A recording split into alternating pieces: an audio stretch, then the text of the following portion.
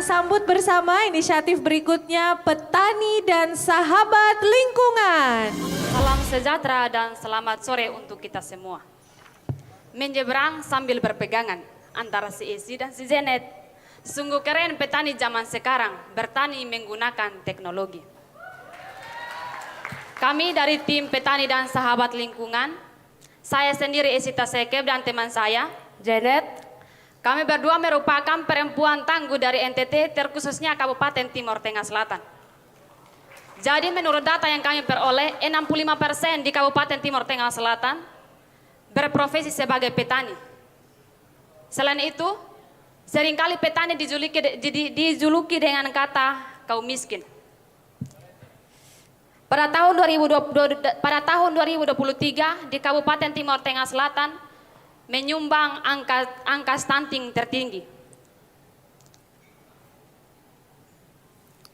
Apalagi di desa kami memiliki 125 anak stunting dikarenakan karena kekurangan gizi dan kurang bahan pangan.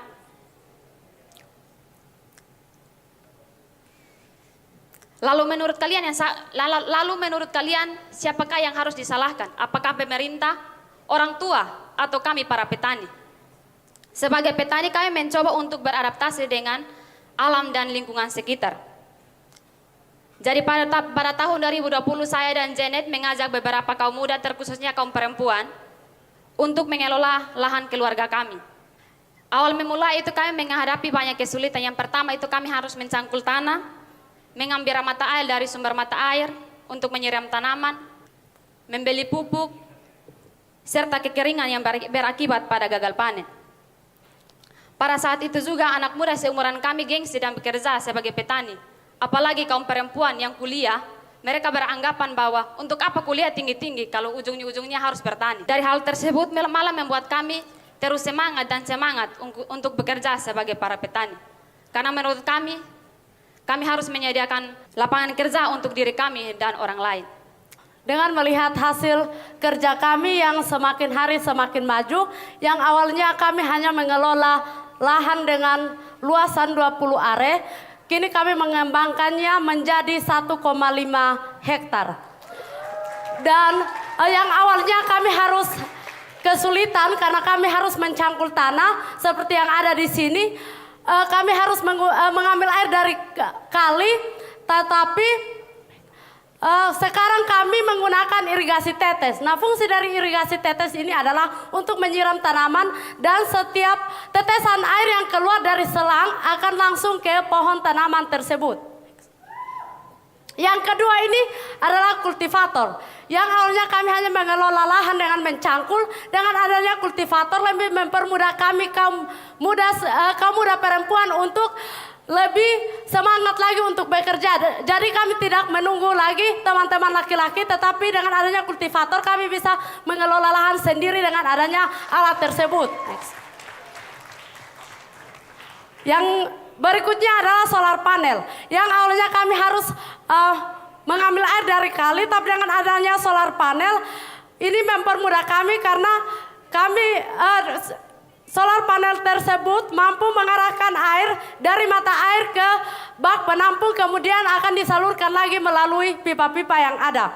Yang berikutnya lagi untuk mencegah unsur hara untuk mencegah hama, kami menggunakan pupuk organik. Nah, dari mana kami mendapatkan pupuk organik tersebut? Kami mendapatkan pupuk organik tersebut dengan memakai sisa-sisa limbah sayuran yang tidak terpakai dan juga bahan-bahan alam yang ada di sekitar. Jadi tidak perlu lagi membeli, tapi kami mendapatkannya dari kebun sendiri. Kemudian untuk menjawab salah satu program pemerintah tentang pengurangan angka stunting, kemudian pemerintah desa bekerja dengan kelompok kami dan terbukti dari 125 orang anak yang stunting kini menurun menjadi 25 orang. Dan kami juga aktif menyuarakan apa yang kami lakukan ini baik dari tingkat desa hingga ke tingkat provinsi dan pusat, dan kami ingin lebih banyak mengajak anak-anak muda terkhususnya perempuan untuk bersama-sama dengan kami, bukan saja hanya anak muda, tapi semua para petani untuk bersama-sama dengan kami untuk menyediakan makanan yang sehat dan bergizi serta makanan organik yang memiliki nilai gizi yang sangat tinggi. Dan kedepannya kami butuh kolaborasi dari Bapak Ibu semua untuk kita bekerja sama untuk menyediakan makanan sehat dan organik. Karena yang kita ketahui bersama bahwa kita semua manusia ini pasti setiap harinya butuh makan. Ayo perempuan-perempuan muda dan hebat, tunjukkanlah bahwa kita perempuan juga bisa. Kalau bukan sekarang, kapan lagi? Dan mari bersama-sama dengan kami, dukung kami dan ikuti kami melalui Facebook atau Instagram kami yang tertera di sini. Baik, kita akan melanjutkan kali ini Kak Afu terlebih dahulu. Baik, tadi namanya Kak Janet dan Kak Esi, betul ya. Keren sekali, luar biasa. Ini masalah ketahanan pangan ya, apakah kita ada pangan atau tidak di masa depan. Ini benar-benar masalah yang akan sangat besar gitu. Dan hari ini bukan cuma tadi ditunjukkan bagaimana solusinya sudah ada, tapi juga ini solusi pertanian yang dilakukan langsung oleh perempuan-perempuan tangguh langsung di tempatnya dan langsung menyelesaikan masalah stunting juga. Jadi itu sangat-sangat luar biasa. Saya ingin apresiasi dulu pertama biasanya kalau habis istirahat itu orang masuk ngantuk gitu ya. Tapi tadi dengan suara lantang terasa sekali passionnya. Jadi kita semua bangun dan ikut mendengarkan dengan seksama gitu ya. Bagus banget. Dan suka tadi terutama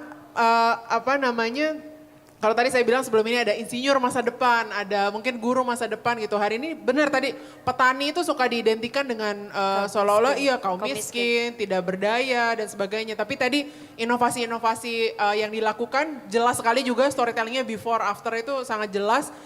Kita bisa lihat bagaimana petani orang-orang muda di masa depan, petani masa depan itu bisa juga seperti ini berdaya dan menggunakan teknologi gitu. Yang mudah-mudahan juga menyelesaikan masalah pangan.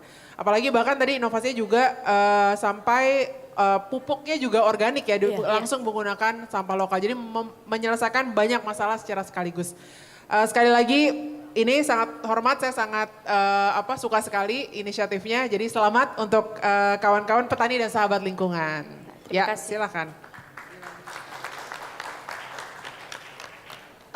Selamat dan thank you atas presentasinya yang bagus banget gitu ya. Dan ini membuat kita ingat gitu bahwa kita masih punya persoalan serius soal stunting.